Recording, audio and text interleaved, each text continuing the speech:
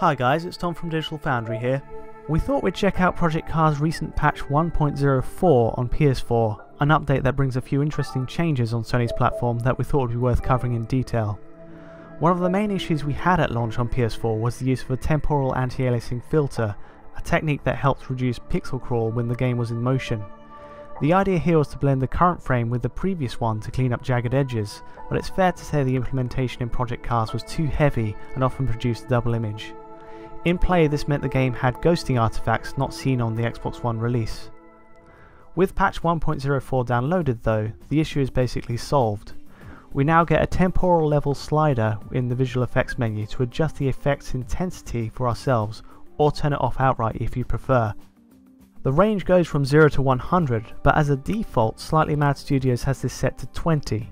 If you keep it at this number, the results are far less intense than before the patch, and on hindsight it's apparent the game used this effect at the maximum 100, which explains why it was so overbearing to start with.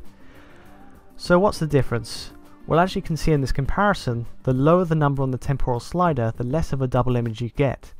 We've slowed the footage down to 5% so you can get a good idea of how this changes the image overall, comparing the effect when it's switched off, set to 20 and also set to 100.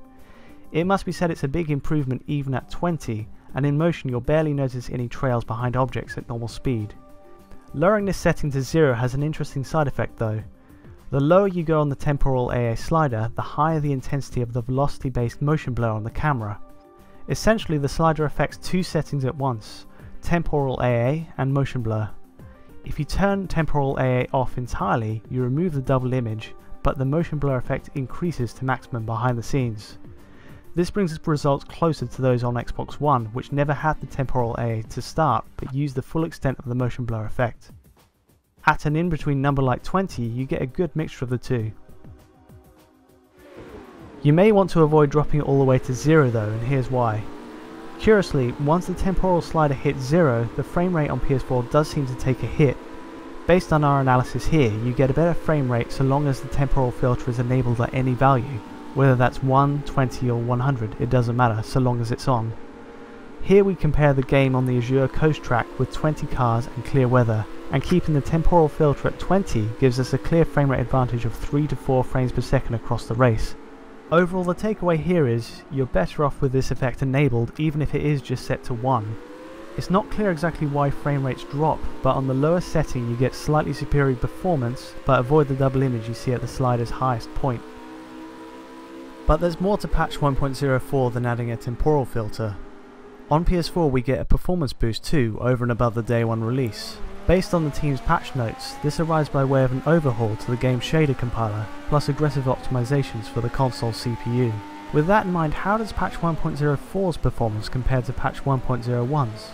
Well, assuming we have the temporal AA enabled, it's certainly an improvement, though there are areas where it can dip below the day one patch results. The biggest gains we see are when behind a line of other cars during rainy races, such as this one on the Imola circuit, again with 20 cars in play. This gives us up to a 5 frame per second lead on the newer patch. It's not always a clear-cut advantage, particularly on daytime races, but it is definitely a step forward. As a bonus, we also see some graphical effects added with the new patch, namely brake lights and front lamps now reflect on the floor during rainy conditions.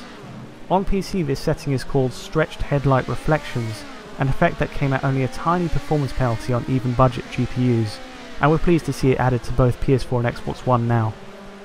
We'll leave you with the rest of our analysis footage, but needless to say we're impressed by the progress this game has made since launch. As before, it's not quite 60 frames per second at all times, especially once rain is introduced and more than 20 cars are added, but it is a step forward. That's all we've got for now. If you'd like to see more, like and subscribe, but until next time, thanks for watching.